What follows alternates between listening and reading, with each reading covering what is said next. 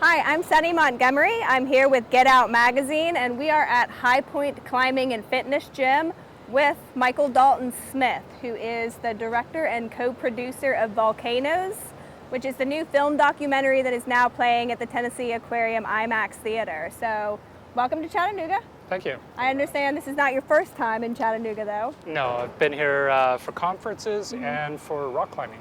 Right, because in addition to being producer and director, you're also a big climber. Yes. I understand. Yeah, whole family, my kids rock climb. Nice. They compete and Oh, wow. stuff, so Okay. it's good fun. Yeah.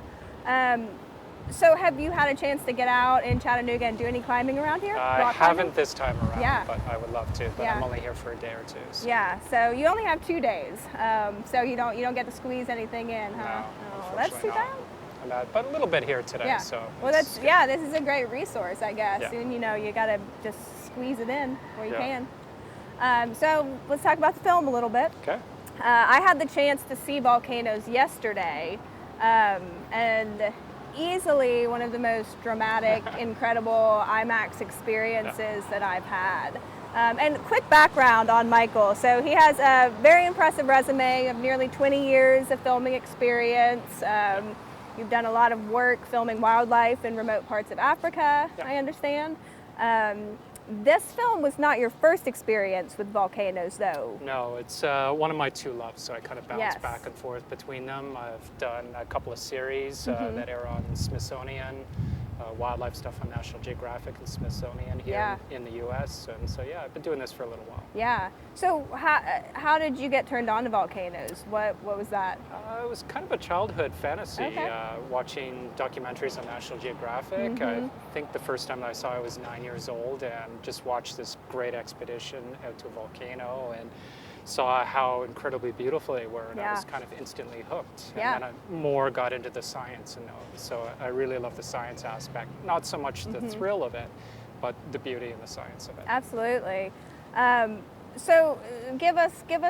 Do you have like a favorite volcano trivia piece of science? Ooh, like a question or something? No, just something scientific about them that just like really fascinates you. Yeah, but it's probably more how much they're a creator, not a destroyer. Yeah. So we tend to think of them in terms of them annihilating cities and big catastrophic eruptions, or when is Yellowstone going to wipe out the Yeah. half of the United States? And the reality is they actually do more for us than they take away Right. from us, because a lot of the soils that you get in the farming in the Midwest, those are all volcanic ash beds, and some of the great ecosystems like Galapagos, the Serengeti in Africa Right. are all built on volcanic landscapes. Yes. Yeah. And the film talked about that Yes. a little bit. One of my favorite parts of the film, when it comes to, science-y things, I love learning things about super ancient Earth.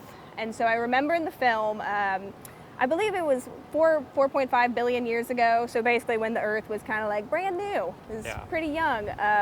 The Earth was pretty much just one big volcano Yeah. in a lot of ways. It was just a big boiling mass of magma.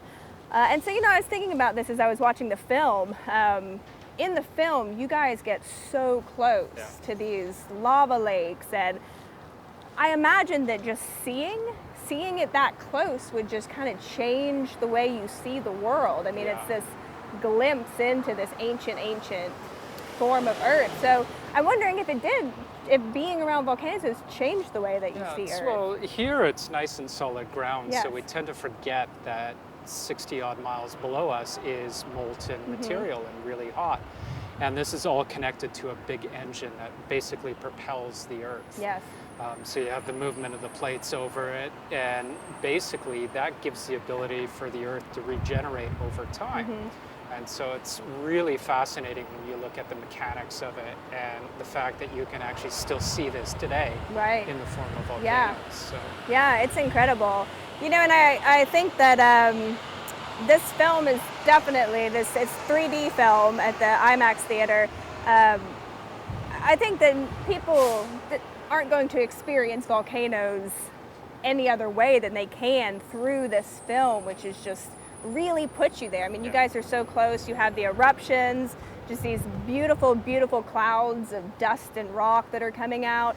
Do you remember the very first time that you were there in person and saw an eruption? Yeah, it was actually as a personal experience when I Okay. went in Italy, and we were able to hike up and get really close, and you just feel this energy welling up Yeah. inside the mountain because it shakes and it rumbles. And the nice thing about this experience with the IMAX screen is it's so big and the sound system is so powerful that You you feel can it actually rumbling. mimic it.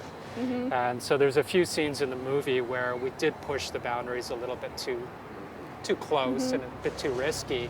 And I find when I'm watching it that I actually get nervous and Yeah. beads of sweat form and stuff, because I remember Yeah. the experience of us walking up to the volcano, looking into the crater and going, oh no, like realizing how dangerous and how close we were, Yeah. like maybe a football field away from the crater. Wow. And just hoping like, okay, after the first explosion, this should be okay. Whew. And then the first explosion happens, and then you realize, hey, this is actually probably far more dangerous than we thought. And because you got too close, is what you're saying. Yeah, it's pushing those boundaries. Yeah. I mean, in reality, that spot where we were standing may Mm-hmm. only get hit by a rock every 2 weeks. But, Right, you know, when yeah. they start whizzing past your head and you hear this sound like a fuse, you get a little bit nervous. It's incredible. And so I remember also in the film there was you guys were hiking through the forest and there was rocks that you were finding like a mile away or something. Yeah. So yeah, those things, they travel kind of Yeah, far. if they hit you, they'll actually put you into the ground or Whew. tear an arm off. So Yeah. it's not like you're getting hit with light ash or anything. Yeah. It's pretty serious up there. We And do acid take rain acid you guys rain. are dealing with? We do take the stuff very seriously, and we do try to be as safe as we can. Yeah, for sure. Well, yeah, you guys are all alive and well, so you clearly did something right. Yeah.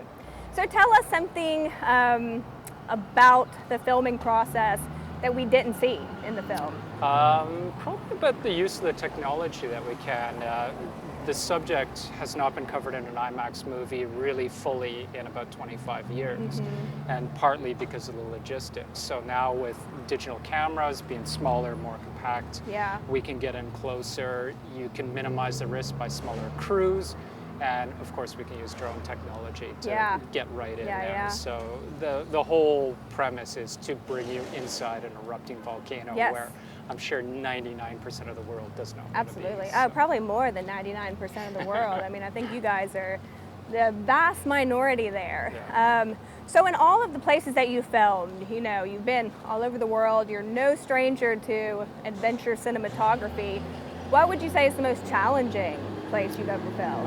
I would actually probably say Hawaii. Okay. Just the recent eruptions, we Yeah. were there for that. And when you travel in third world, you just have the obstacles of, say, climbing or something to get up to the volcano. But often people want to keep you away from these things. Yeah, So right. being able to navigate through the authorities and be able to get permission to get close enough to show the story you want to do is Yeah. pretty hard. But the residents of the area where that eruption happened Yeah. in Hawaii were very helpful.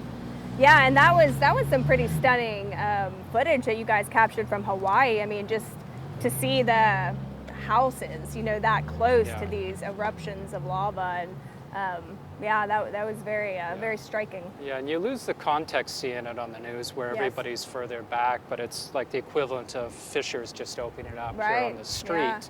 yeah. And with inside of a couple of days, the entire area has been completely buried under lava, Yeah. so you don't even see any traces Yeah. of homes at that stage. Yeah, it's amazing. So So what we were talking a little bit before we started filming. So you have a slow roll of rolling this film out, so to speak.